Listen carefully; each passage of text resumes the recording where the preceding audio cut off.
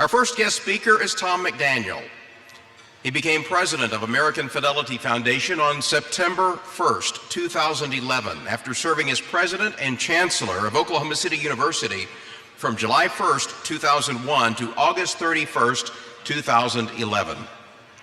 Mr. McDaniel retired as vice chairman and director of Kerr-McGee Corporation in 2000, and then served as president of Northwestern Oklahoma State University, becoming the first graduate of that school to ever serve as its president before joining OCU. He holds a business degree from Northwestern, a Juris Doctorate from the University of Oklahoma, and an honorary doctorate of humane letters from OCU. Please welcome Tom McDaniel.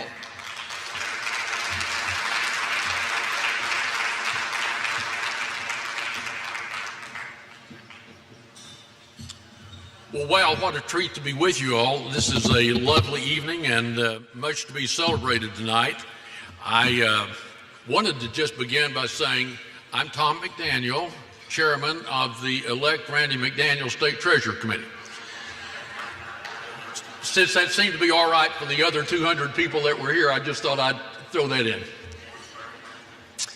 Well, it's a great night for many reasons. It always is a thrill for me to be introduced by Dick Pryor. He just has this wonderful voice that really makes you happy. And I want to say congratulations to all the honorees, and particularly my American Fidelity colleague, Rachel Mann. When Rachel introduced herself, I think my heart kind of skipped a beat, and I think Jason Pledger and Larry Alkire, her supervisors at American Fidelities, did too. We're really proud of you, Rachel. Thanks for doing such a great job, and it is indicative, I think, of what we see in all of the honorees tonight. A young person who very early in their career is trusted with the responsibility of leadership in an important organization, and they respond to that call in such a way that they make it here tonight. And so in addition to Rachel, I say congratulations to all of you who have been here. It is a great night for each of you, and in a real sense, it's a great night for Oklahoma. I also want to say that in a real sense, both individually and collectively,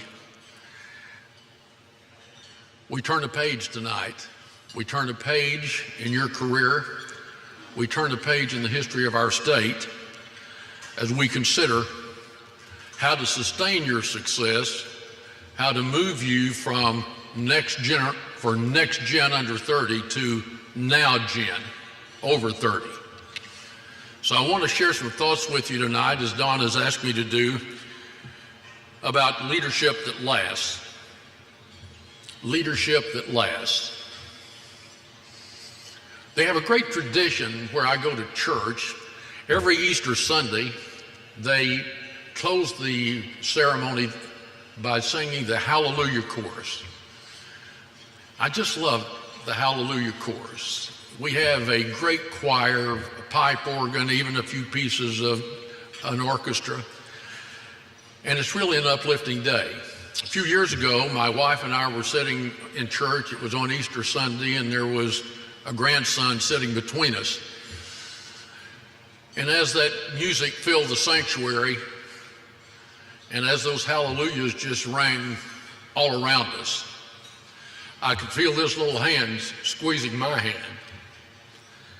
And he was looking up, and he could see tears kind of welling up in my eyes. And boy, it was just a wonderful time, perhaps my favorite time in the church year. When the song was concluded and the last hallelujah was sung, he says, "Papa, you really love that music, don't you?" I said, yes, honey, I do. I just find it to be so inspirational. He said, well, look here in the bulletin. Here it says, where it says Hallelujah Chorus, it says G.F. Handel. He said, what does that mean? I said, that stands for George Frederick Handel. He was the composer of the music. He wrote the music. And he said, under his name, it says, it has these numbers. It says 1685 to 17 59. What does that mean? I said, well, that's when he lived. That's when he was born, and that's when he died. And I could see the wheels spinning in his head. And he said, Papa, that means he had to have written that music almost 300 years ago. And I said, yes, honey, he did. And he said, Papa, how do you do something that lasts 300 years? Indeed, how do you do something that endures? What is it that makes something stand the test of time? Something good, maybe even something great. Well, usually it begins with a vision. When Handel wrote that music, he closed his eyes and he heard something that no one else had heard before. And he created something great that lasted 300 years. We all know artists that look at a blank canvas, they can see a sweeping landscape or a towering mountain or maybe even a Mona Lisa. Or how about Zonley tonight? Some can even create a buffalo right in front of your eyes. Buffalo.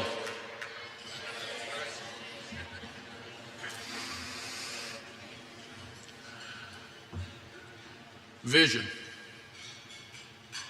It's at the heart of leadership that lasts. And I want to talk briefly about something that really brings the point home to me. For the last 8.5 years, I've served as the chairman of the Citizens Advisory Board for the MAPS 3 projects in Oklahoma City, and I have marveled at the visionary leadership, both past and present, that have transformed our city over the past 25 years. Vision, putting water in a river that was a dry bed named the North Canadian and changing the name of it to the Oklahoma River, and now seeing it as an Olympic training center, with a whitewater facility built by MAPS 3, the rowing center of Olympic trials in America. It is the river sport capital not only in our country, but in the world. Only venue in the world with night racing and both whitewater and flat water racing in the same venue. Vision. And how about those leaders who convinced the taxpayers to build a basketball arena with no basketball team? And then came the Thunder, and they changed everything. It transformed our city like nothing ever has. It has become the face of Oklahoma and Oklahoma City across the country, and indeed around the world. Vision. And it goes on. The beat goes on today. Next month, we will dedicate a new downtown streetcar system.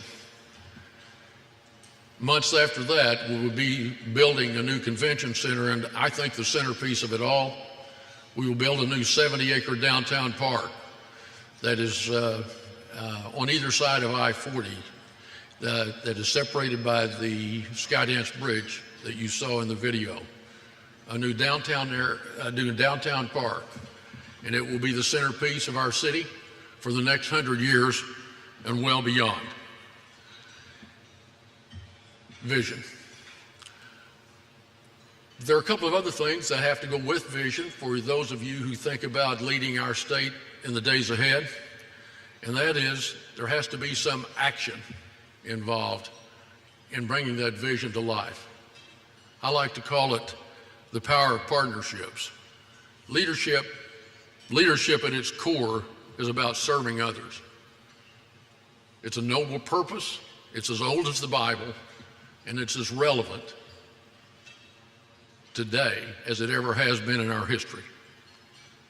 Engaging others in a common task and in an effort to achieve a goal, that's what I like to call the power of partnerships. It's interesting that I've learned over the course of this time in MAPS 3 that when you engage in projects that take a decade, there will be the ups and downs. And sometimes leaders have to lift some team members up and slow others down until you can achieve one heartbeat, so that you can function as a team. And that's what has happened in Oklahoma City. The combined efforts of the city fathers, the city government, the business community, and the civic engagement has transformed our city like no other city in America. Leadership. And finally, I'll say the third point I want to make with you about what is required to bring that to action is the connection of the generations. That's why I'm so happy with this effort that has been undertaken that we call NextGen. NextGen is an effort to connect the generations, and I think an important one. I think we know that if we're going to sustain the success beyond one generation, then there has to be that connection. My thought is that you have to have a place, an intersection where values and knowledge and the ability to serve and the ability for opportunities can be passed from one generation to another. For many people, that's a home or a church. For many, a campus or a classroom. For others, offices and boardrooms, hospitals and stores. But leaders have to be at that intersection where their colleagues confide, where needs surface, where solutions can be provided efficiently and directly, and where help can be given. But for most of us, that connection between the generations is a very personal thing.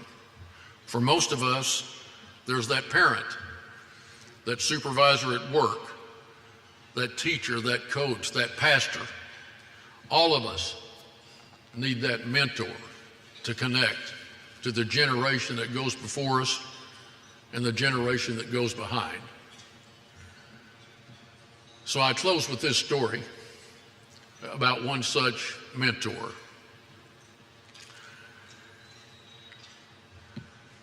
This mentor, it turns out, is a teacher and a coach. He graduated from one of Oklahoma's regional universities and got a coaching start at a small town in eastern Oklahoma. The school's football program that he took over was not so good. They had not been to the playoffs in decades, and he knew that it was going to be a rebuilding project, even though it was his first job. So he was out looking for players. He heard that a new family was moving to town, that they had a 9th grade son who was moving in. It was in the middle of the year. They were moving in from a rural school. So he went over there to meet the moving van, and he helped them move in.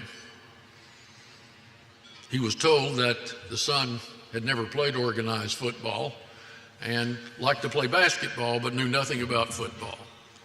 The family, they said, were changing schools because they had high hopes for this youngster.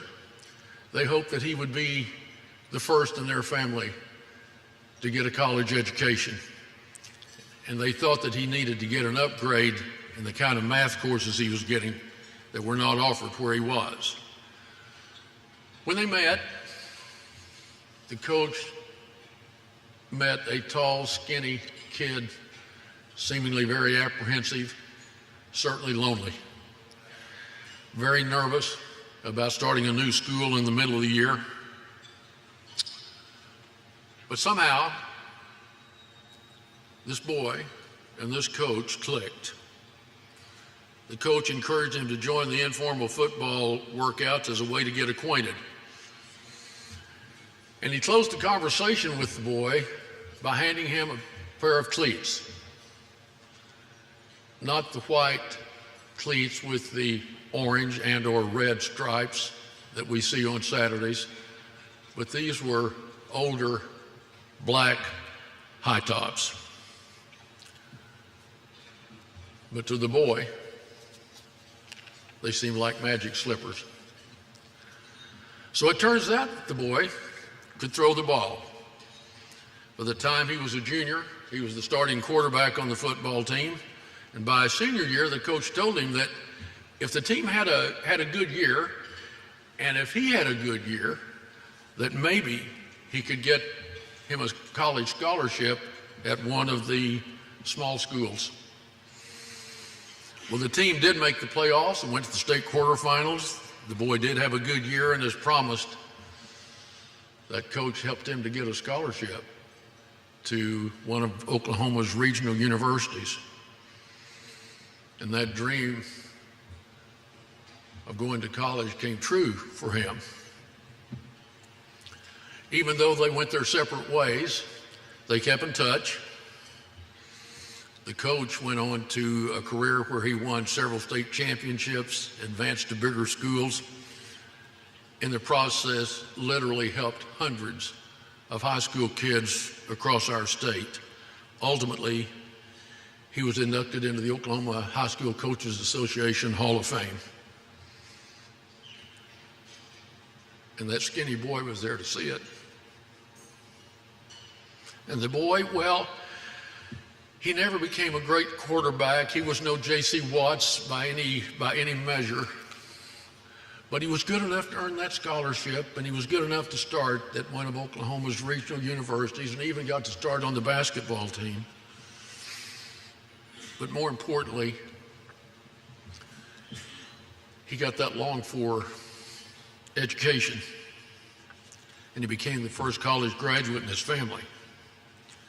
It was also at college that he would meet a really pretty young woman who was a wheat farmer's daughter in the Panhandle, and they would marry. And those two things, that college education and that really pretty girl, laid the foundation for every good thing that happened to him for the rest of his life.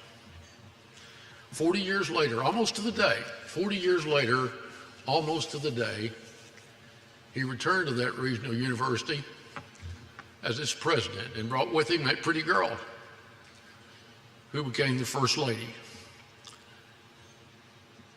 They were the first graduates of that institution in its 115-year history to ever serve as president and first lady. Well, by this time, I know you found me out. That skinny kid, that skinny, tall, lonely boy who got those black high tops was me. I'm happy to say